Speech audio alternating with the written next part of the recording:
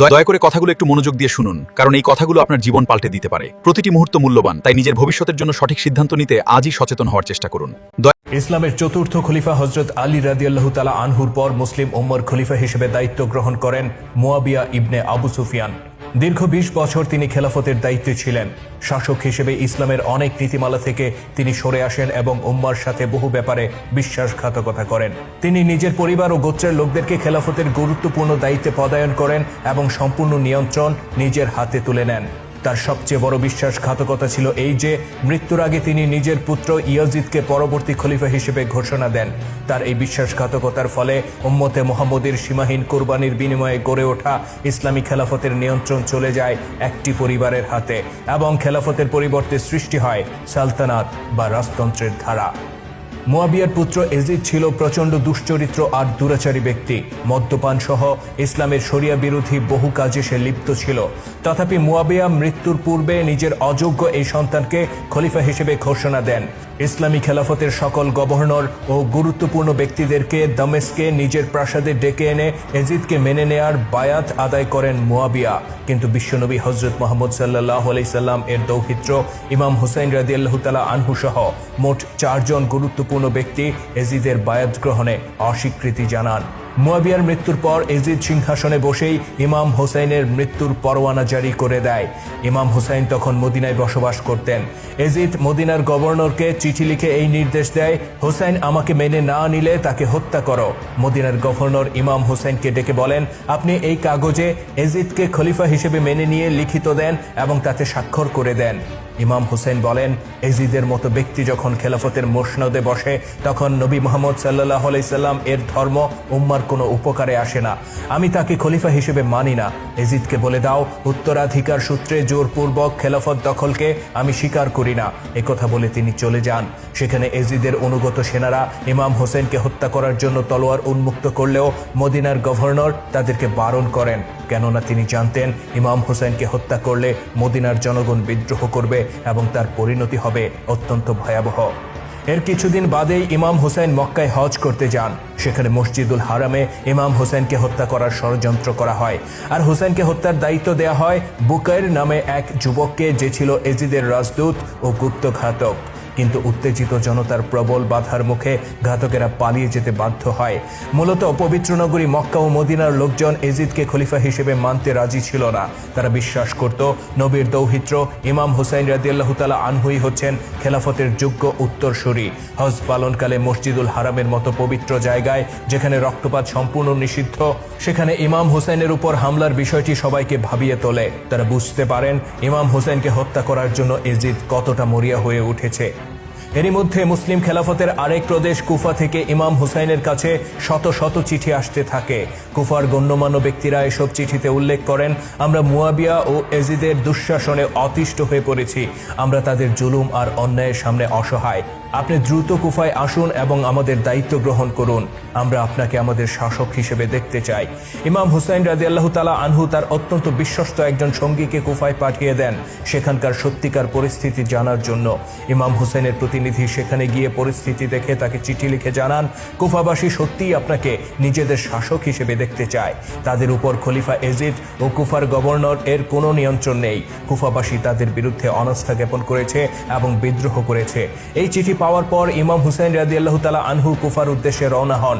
তার সাথে ছিলেন নিজের ভাই আব্বাস ইবনে আলী, স্ত্রী ও পরিবারের লোকজন এবং অল্প কয়েকজন বিশ্বস্ত সঙ্গী। তাদের কোনো ধরনের যুদ্ধ প্রস্তুতি ছিল না। কিন্তু ইমাম হুসাইন রাদিয়াল্লাহু তাআলা আনহু যখন কুফার উদ্দেশ্যে রওনা হন তার পরপরই কুফার পরিস্থিতি বদলে যায়। এজিদের অতি বিশ্বস্ত কয়েকজন ব্যক্তি কুফায় গমন করে এবং সেখানকার নিয়ন্ত্রণ নিজেদের হাতে নিয়ে নেয়। তাদের মধ্যে উল্লেখযোগ্য ছিল ওবায়দুল্লাহ ইবনে জিয়াদ ও শিমার ইবনে জওশান। এই ওবায়দুল্লাহ ও শিমারের সাথে হযরত আলী রাদিয়াল্লাহু তাআলা আনহুর আমল থেকেই পারিবারিক বিরোধ চলে আসছিল। তাদের পূর্বপুরুষেরা হযরত আলী রাদিয়াল্লাহু তাআলা আনহুর খেলাফতের বিরোধী ছিল। মুয়াবিয়া খেলাফত গ্রহণের পর এদেরকে বিভিন্ন গুরুত্বপূর্ণ দায়িত্ব প্রদান করে এবং এজিদের শাসনকে সুপ্রতিষ্ঠিত করতেও গুরুত্বপূর্ণ ভূমিকা রাখে এই ওবায়দুল্লাহ ও শিমার ইবনে জওশান। তারা বিভিন্ন প্রদেশে গিয়ে এজিদের বিরুদ্ধে অবস্থান গ্রহণকারী ব্যক্তিদেরকে ধরে ধরে প্রকাশ্যে হত্যা করতে শুরু করে। অতঃপর এজিদের নির্দেশে ওবায়দুল্লাহ শিমারকে সাথে নিয়ে কুফায় গমন করে এবং সেখানকার গভর্নর ওমর বিন সাদের সাথে মিলে পরিকল্পনা শুরু করে কিভাবে এই বিদ্রোহ দমন করা যায়। ওবায়দুল্লাহ ছিল অত্যন্ত চতুর আর সে ছিল চটকদার বক্তা। সে কুফাবাসীর সামনে দীর্ঘ বক্তব্যে প্রথমে এজিদের বিরুদ্ধে বিদ্রোহ করার ভয়ানক পরিণতির ব্যাপারে সতর্ক করে। এরপর সে তাদেরকে বিভিন্ন সুযোগ সুবিধার প্রলোভন দেখায়। আশ্চর্যের বিষয়, ওবায়দুল্লাহর এই বক্তব্যে কুফার অধিবাসীরা মুহূর্তের মধ্যে ইমাম হোসেনের আনুগত্যের শপথ থেকে বের হয়ে আসে এবং এজিদের প্রতি আনুগত্যের শপথ নেয়। অতঃপর সবার সামনে হুসাইন রাদিয়াল্লাহু তাআলা আনহুর চাচাতো ভাই মুসলিম ইবনে আকিলকে হত্যা করা হয়। তার মৃত্যুতে সেই কুফাবাসীকে বিপুল উল্লাস করতে দেখা যায়, যারা কদিন আগেও ইমাম হুসাইনের এই ভাইকে সবচেয়ে বেশি সম্মান করত। অতঃপর ওবায়দুল্লাহ কুফাবাসীকে আহ্বান করে এজিদের বাহিনীতে যোগ দেওয়ার জন্য। দলে দলে কুফার লোকজন এজিদের বাহিনীতে যোগ দেয়। অতঃপর তারা রওনা হয় সেই হুসাইনকে হত্যা করার জন্য, যেই হুসাইনকে তারা নিজেরা দাওয়াত দিয়ে নিয়ে এসেছে। আর সেই সেনাবাহিনী পরিচালনার দায়িত্ব দেয়া হয় হুর ইবনে ইয়াজিদ তামিমি নামে এক ব্যক্তিকে, যিনি ছিলেন খেলাফতের প্রতি অনুগত ও বিশ্বস্ত এক বর্ষিয়ান যোদ্ধা। তার সাথী হয় তারই পুত্র বুকাইর ইবনে হুর। এ হচ্ছে সেই যুবক যিনি এজিদের নির্দেশে মক্কায় গিয়েছিলেন ইমাম হুসাইনকে হত্যা করতে। এজিদের ডানহাত ওবায়দুল্লাহ হুরকে নির্দেশ দেয় ইমাম হুসাইনের পথ অবরোধ করতে এবং সেখানকার পরিস্থিতি তাকে জানাতে। 1000 সেনার একটি বাহিনী নিয়ে হুর বের হয়ে পড়েন এবং ফোরাত নদীর তীরে ইমাম হুসাইন রাদিয়াল্লাহু তাআলা আনহুর মুখোমুখি হন। তিনি জানতেন ইমাম হুসাইন বিশাল বাহিনী নিয়ে এসেছেন, কিন্তু বাস্তবে তিনি দেখতে পান ইমাম হুসাইনের সঙ্গী মাত্র 72 জন। তিনি এজিদের প্রতিনিধি ওবায়দুল্লাহর নির্দেশে ইমাম হুসাইন রাদিয়াল্লাহু তাআলা আনহুর পথ অবরোধ করেন এবং কারবালা প্রান্তরে তাদেরকে অবরুদ্ধ করে রাখেন। তাছাড়া তিনি ফোরাত নদীর পানি আটকে দেন এবং হুসাইন রাদিয়াল্লাহু তাআলা আনহুর সঙ্গীদের জন্য ফোরাতের পানি নিষিদ্ধ করে দেন। এই নিষেধাজ্ঞা উপেক্ষা করে হুসাইন রাদিয়াল্লাহু তাআলা আনহুর তাঁবু থেকে কেউ যেন ফোরাত নদীর পানি নিতে না পারে, সেজন্য একদল পাহারাদার মোতায়েন করা হয়। ওবায়দুল্লাহর নির্দেশে তিনি এই কাজ করেছিলেন যেন ইমাম হুসাইন ও তার সঙ্গীরা পানির যন্ত্রণায় মৃত্যুমুখে পতিত হয়। হুরের উপর নির্দেশ ছিল ইমাম হুসাইন এজিদকে খলিফা হিসেবে মেনে নেয়ার আগ পর্যন্ত তাদেরকে কষ্ট দিতে থাকো, আর কোনো ব্যাপারে যদি তারা বাড়াবাড়ি করে তাহলে তাকে হত্যা করো। সেনাপতি হুর খেলাফতের নির্দেশ পালনে আন্তরিক ছিলেন, কিন্তু তিনি যখন হযরত হুসাইন রাদিয়াল্লাহু তাআলা আনহুর সংস্পর্শে আসেন তখন তার বিশাল ব্যক্তিত্ব তাকে মুগ্ধ করে। ধীরে ধীরে তিনি হুসাইন রাদিয়াল্লাহু তাআলা আনহুর প্রতি দুর্বল হয়ে পড়েন। তিনি হুসাইন রাদিয়াল্লাহু তাআলা আনহুর তাঁবুতে নিয়মিত যাতায়াত করতে শুরু করেন এবং তাদের মধ্যে সুসম্পর্ক গড়ে ওঠে। শুধু তাই নয়, তিনি তার গোটা সেনাবাহিনী নিয়ে ইমাম হুসাইনের ইমামতিতে নামাজ আদায় করতেন।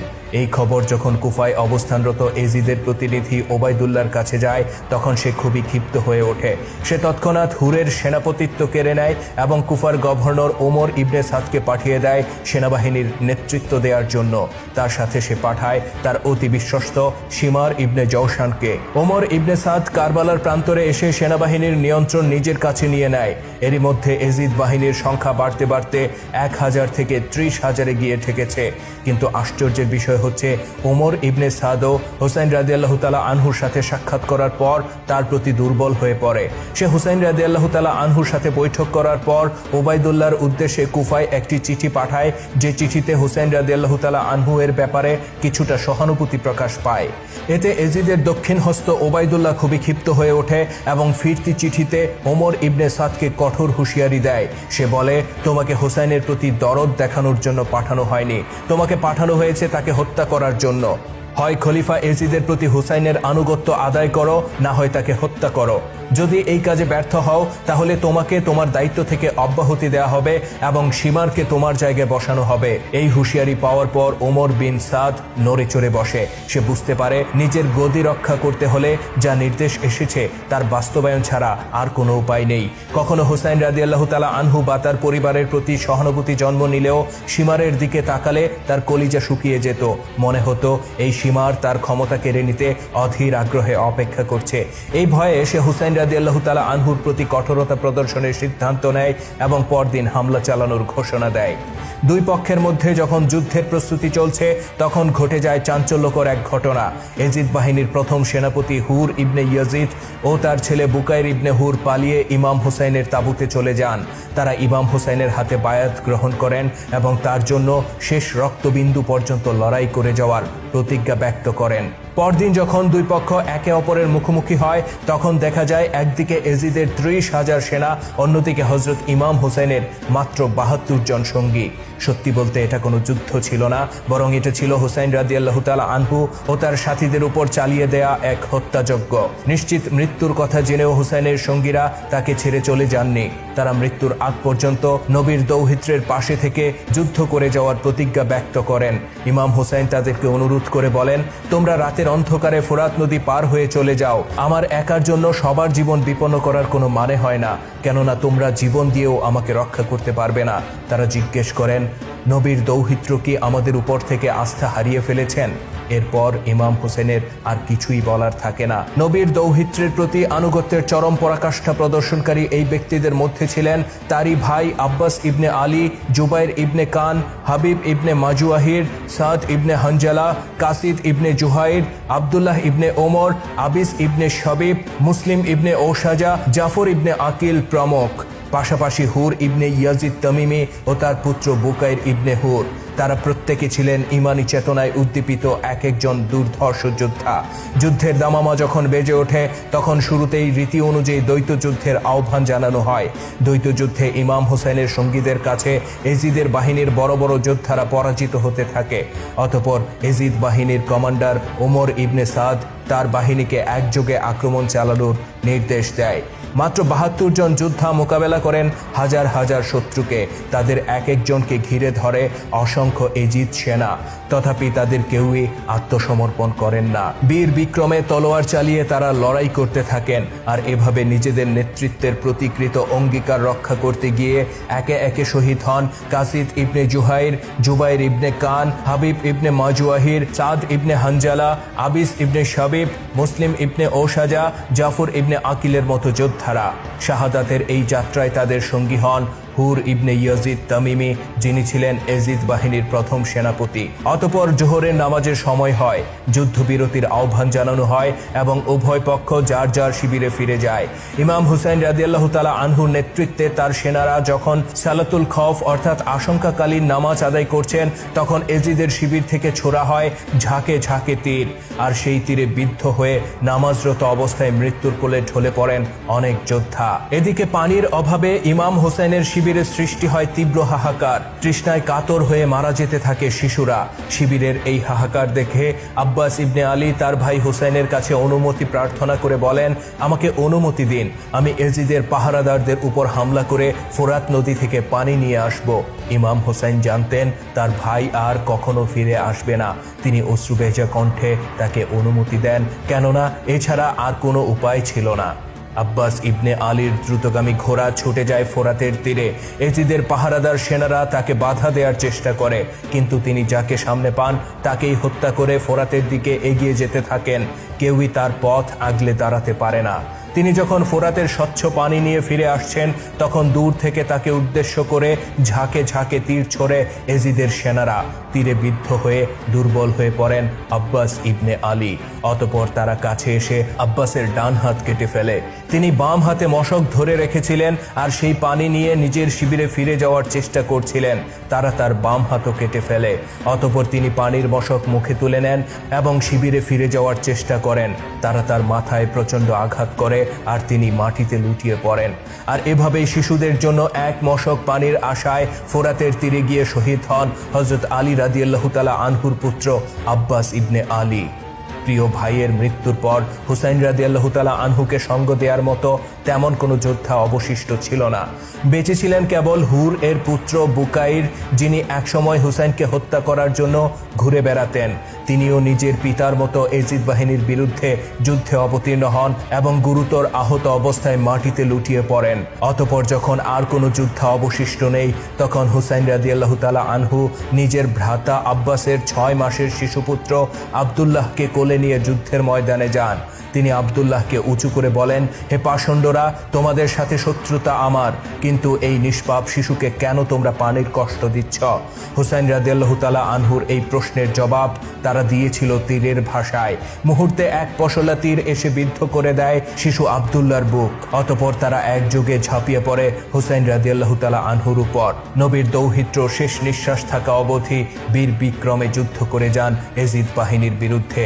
আর এভাবেই কারবালার ময়দানে শহীদ হন নবীজির নয়নের মণি, তার কলিজার টুকরা ইমাম হুসাইন রাদিয়াল্লাহু তাআলা আনহু। তার এই শাহাদাতের সাক্ষী হয় অভিশপ্ত কারবালার প্রান্তর, আর সাক্ষী হয় হাত গুটিয়ে নেয়া ফোরাত নদী, আর সাক্ষী হয় মৃত্যু যন্ত্রণায় কাতর বুকাইর ইবনে হুর, আর সাক্ষী হয় সেই শ্বেতঘোড়া যে বহন করছিল বিশ্বাসঘাতক কুফাবাসীর সেই চিঠিগুলো, যেখানে তারা ইমাম হোসেনের প্রতি আনুগত্যের প্রতিশ্রুতি ব্যক্ত করেছিল। এই ঘটনার কিছুকাল পর হযরত ওমর রাদিয়াল্লাহু তাআলা আনহু